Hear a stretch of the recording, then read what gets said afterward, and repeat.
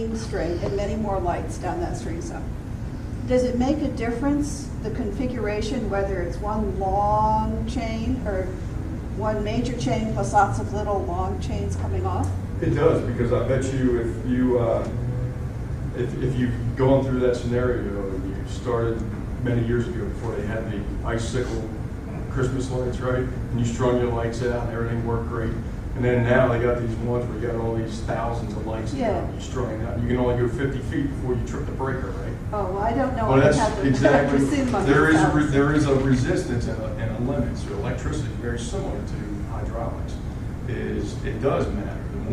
The more pumps that you're putting on this length of force main out here, the more restriction and the more head losses you're going to encounter. The trade-off is, if you increase your pipe size, you reduce your friction losses, but then you're going to decrease your velocities and you can get solid deposition issues, and you're going to increase your detention time issues. So having parallel pipes, that's one way you can reduce your friction losses. But again, that trade-off is your detention time goes up, your odor potential goes up, and you don't maintain the velocities you need to maintain in the system. It's a balancing. I mean, these are engineered systems. They have to be properly sized and engineered. What I'm really trying to get at is, in our discussion last meeting, we heard that, doing development that's more than 100 pumps or homes is not acceptable to WSSC, because it would be too much coming on at one time or too much head. But you've got this example in Pennsylvania, which I don't know whether it's in the hilly part of Pennsylvania, much of Pennsylvania is hilly. And how did you get 500 homes on that system?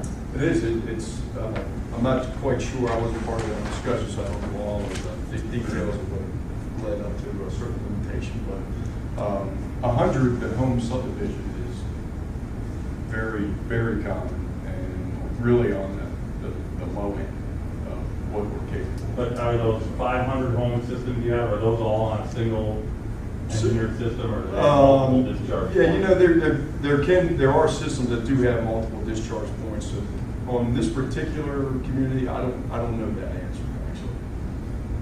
But it's a matter of hydraulics. It's a matter of modeling it, sizing the force main properly, and today with the software we can model any number of pumps on any size system and figure out what is the limit. There always is a limit. Now, and I want to correct it. When we said the 100 homes for us, we said last time, that wasn't a hydraulic or an engineering limitation. We said that's where the cost point starts to flip towards centralized pumping station. I mean, certainly under what I believe what I said was under about 50 homes, the grinder pumps are generally going to be less costly than building a centralized pumping station. Once you get over 100 homes, and the cost of the grinder pumps is more competitive with the cost of a centralized pumping station. Because the pumping station for us costs about the same, whether, as I said before, whether you're serving 10 homes or 500 homes, the pumping station cost is about the same. The grinder pump cost is going to be directly proportional to the number of grinder pumps you have in there. Is it possible for a non-member to ask a question of the guest? Or is that out of bounds? I guess you should hold it till the end. Okay, all right. Is there an optimal design of, say, a subdivision where this is a perfect solution? I think there's a lot of factors that do play into it, and some of which I pointed out, just the topography, the geology, high groundwater tables. Those kind of factors really can dictate whether 6 pumps makes more sense or 100. But I don't know that I could really give you a clear answer. There's an optimum number. I think you can do. Well, I think there's engineering limits on how big a system can be. And again, if you got to pump up if you got a house that's down here and it has to pump 4 miles, 180 feet, well, we can't have more than 5 feet of frictional loss there, right? Because we're overcoming 180 feet of elevation. elevation difference. So are you saying the more clustered, the better, or more spread out, the harder it is? Not necessarily, you know, And because the the more, pumps are on the. it does, the more pumps, obviously increases the frictional loss components of it, but you could have a situation like we have out in western Maryland where, again, that extreme elevation difference, and you're kind of limited to how many pumps you can have because of just that pure elevation difference. Would you say that it's actually preferable though in wetlands that are very fragile to use a pump system? Well, it would be only from the standpoint that in a high groundwater condition, the construction cost, and the excavation cost, the de-water a trench while they're putting in gravity sewer and manholes, can be extreme, can be really extreme. Yeah, so And this if you is can come in and do cost-effective if you come in and do a directional drilling, you know, those costs can be greatly reduced. So those are just where the developer and his engineer, you know, they really have to do this cost analysis and evaluate what the actual site conditions are. Are we, can I ask a question? Are we trying to design the sewer system for this area, or, I mean, I don't know that we know enough about it to do that. I Well, mean, that's part of it. Yeah, you're right, because we're basically charged with doing a study to come up with the best alignment, but the details come, you know, once we go to the politicians and people who approve the sewer study to determine how But don't you Tim have operates in the engineers sewer. that make recommendations as to what is best for this area?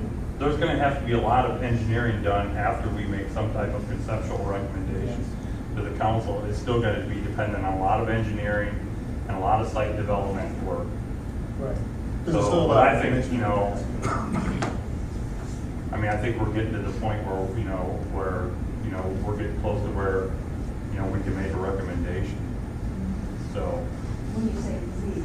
WSSC, I mean, WSC is gonna have to make a recommendation at some point in the process. But I see the citizens here, many of the people here represent environmental interests. And, you know, they want, so obviously want more of the environmentally quote unquote friendly system that they see as the central sewer system. However, you know, you can see if you weigh these two, there's pros and cons.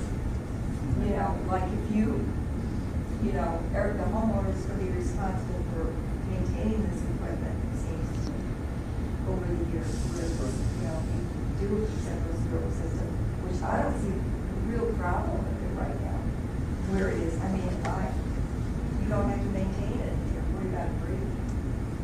It's more expensive to install small ones, but I don't know, it just seems like we're trying to design something that should be decided by people who know what they're doing. Well, the council did have a mandate, in their sewer category change, and they simply said, disturbance to all environmental sensitive areas should be minimized. Only capital projects that satisfy the master plan's recommendation for service and minimize environmental impacts to 10 Mile Creek will be approved by the council. So we really have, the onus is on us to find the best possible sewer alternative so that it doesn't.